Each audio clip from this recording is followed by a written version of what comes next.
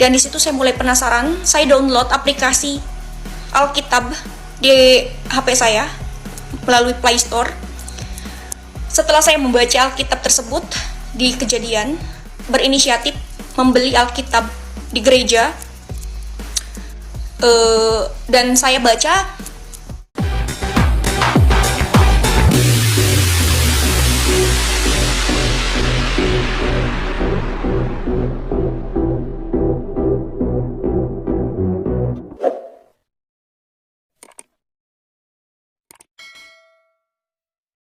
Salam teman-teman sekalian, berjumpa kembali dengan saya Arif Gule di channel TV Laskar Kristus ini.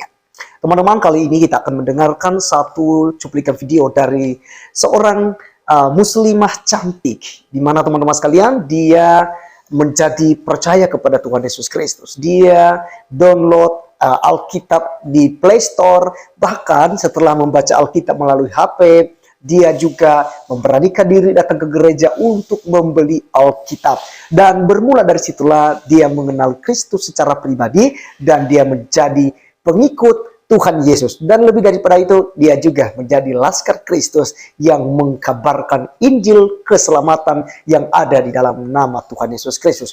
Teman-teman sekalian, mari saya diberkati dan saya percaya Anda diberkati ketika menonton video ini. Kita tonton secara bersama-sama berikut ini. Assalamualaikum warahmatullahi wabarakatuh. Waalaikumsalam warahmatullahi wabarakatuh. Shalom, damai sejahtera bagi kita semua. Mbak, saya mau tahu apa alasan Mbak bisa pindah keyakinan? Mungkin sebelumnya saya sudah pernah ya bagikan video kesaksian saya, alasan saya kenapa pindah keyakinan. Karena saya tidak sengaja membaca firman Tuhan. Pada Matius pasal 28 ayat 18-20, Yesus berkata, berkuasa di langit dan di bumi. Yesus juga berkata, jadikanlah mereka semua bangsa muridku dan baptis mereka dalam nama Bapa, Anak, dan Roh Kudus. Yesus juga berjanji akan menyertai orang-orang percaya senantiasa sampai kepada akhir zaman. Dan di situ saya mulai penasaran, siapa Yesus Kristus? Kenapa dia berkata dia berkuasa di langit dan di bumi? Dan di situ saya mulai penasaran, saya download aplikasi Alkitab di HP saya melalui Play Store. Setelah saya membaca Alkitab tersebut di Kejadian, saya mulai sakit mata saya. Karena mungkin seharian saya membaca Alkitab menggunakan HP. Dan di situ saya berinisiatif membeli Alkitab di gereja. Dan saya baca, dan saya kaget teman-teman. Ya, saya sangat kaget, ternyata ajarannya berbeda dengan yang pernah saya ajarkan dulu di Islam. Jadi kesimpulannya, ya, Islam dengan Kristen itu sangat berbeda, teman-teman ya. Dan saya juga kaget, ternyata Yesus itu bukan Isa. Ternyata Yesus itu adalah Mesias, juru selamat manusia. Dia mati dan dia bangkit. Itu sudah dinubuatkan, dan Yesus datang ke dunia untuk menggenapi. Ya, Yesus datang ke dunia untuk menebus dosa umatnya, dan dia bangkit, sekarang pergi ke tahtanya di sorga, dan dia berjanji akan menyertai orang-orang percaya. Dan Yesus akan datang kedua kali untuk menjadi hakim yang adil, bukan membunuh babi, teman-teman ya.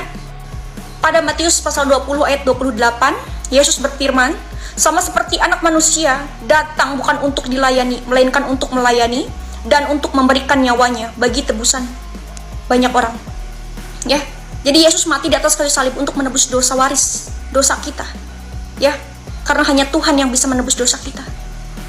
Pada Matius pasal 18 ayat 11, karena anak manusia datang untuk menyelamatkan yang hilang. Puji Tuhan, haleluya. Dan Yesus juga berkata pada Yohanes pasal 3 ayat 5, aku berkata kepadamu, sesungguhnya jika seorang tidak dilahirkan dari air dan roh, ia tidak dapat masuk ke dalam kerajaan Allah. Kita harus dibaptis, itu penting sekali. Baptis adalah materai di mana kita sudah ditebus oleh darahnya yang kudus. Gimana ya mau bilang waras? Ya jawab salamnya digabung sama shalom. Gimana ya itu artinya? Wah, berarti Mbak mainnya kurang jauh. Ya, emang nggak boleh orang Kristen mengucap Assalamualaikum? Terus gimana orang-orang Kristen di Arab?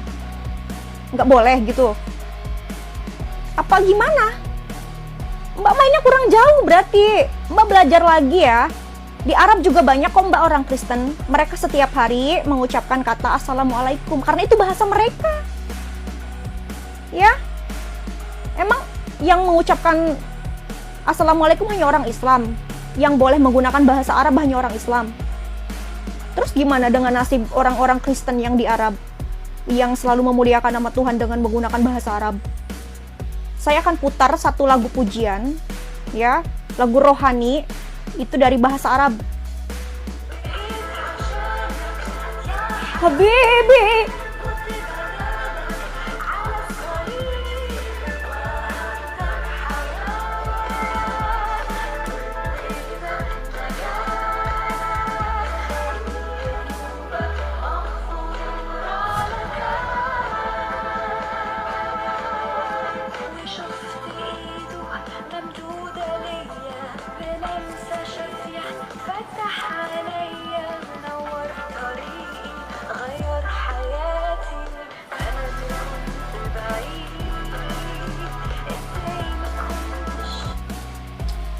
aduh, bahkan kata-kata amin saja hanya untuk orang Islam, diklaim hanya untuk orang Islam.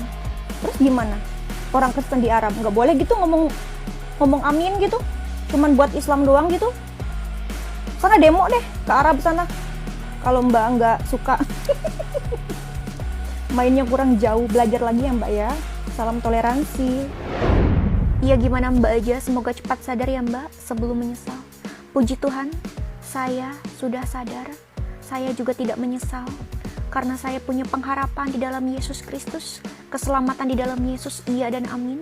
Dan Yesus berfirman, aku akan pergi ke situ, menyediakan tempat bagimu, supaya di mana aku berada, kamu pun berada.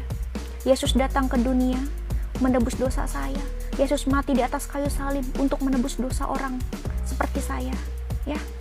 Dan Yesus juga datang kedua kali ke dunia untuk menjemput saya. Betapa bangganya kepada Tuhan saya.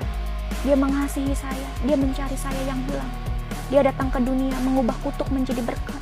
Dan Yesus datang ke dunia kedua kali menjemput umatnya. Saya bangga sama Tuhan saya, karena dia mengasihi saya. Oleh karena kasih karunia, dia mengubah saya. Dia mengubah orang-orang berdosa. Dia mengubah kutuk menjadi berkat. Ngapain saya menyesal? Saya nggak menyesal, ya, karena saya sudah tahu kebenaran. Terima kasih, Tuhan berkati. Hai Kak, semangat terus ya mengabarkan. Karena kita adalah anak-anak Tuhan, kita diamanatkan agung oleh Tuhan kita, Yesus Kristus, untuk mengabarkan kabar keselamatan ini, kabar pertaubatan dan pengampunan dosa, dan memberitakan Injil Kerajaan Sorga kepada mereka yang belum tahu. Ini adalah tugas kita. Tuhan berfirman, jikalau kamu mengasihi aku, tentu kamu mengikuti setiap perintahku. Ini adalah perintah Tuhan dan kita harus lakukan. Ya, diterima atau tidak diterima itu urusan nanti. Yang terpenting di sini kita sudah mengikuti perintah Tuhan Yesus untuk mengabarkan kabar keselamatan ini. Bahkan dalam perjanjian lama ya, pada Yesaya pasal 49 ayat 6, terlalu sedikit bagimu hai untuk menjadi hambaku, untuk menegakkan suku-suku Yakub dan untuk mengembalikan orang-orang Israel yang masih terpelihara. Tetapi aku akan membuat engkau menjadi terang bagi bangsa-bangsa supaya keselamatan yang daripadaku sampai ke ujung bumi. Dan Yesus berfirman pada Markus pasal 16 ayat 15 sampai 16, pergilah ke seluruh dunia, beritakanlah Injil kepada segala makhluk. Siapa yang percaya dan dibaptis akan diselamatkan, tetapi siapa yang tidak percaya akan dihukum. Kita harus mengabarkan kabar keselamatan ini, ya. Diterima atau tidak diterima itu urusan Roh Kudus, itu urusan Tuhan, ya. Yang terpenting di sini kita sudah menjadi alat Tuhan. Pada Lukas pasal 24 ayat 47, Yesus berfirman, dan lagi dalam namanya berita tentang pertobatan dan pengampunan dosa harus disampaikan kepada segala bangsa mulai dari Yerusalem.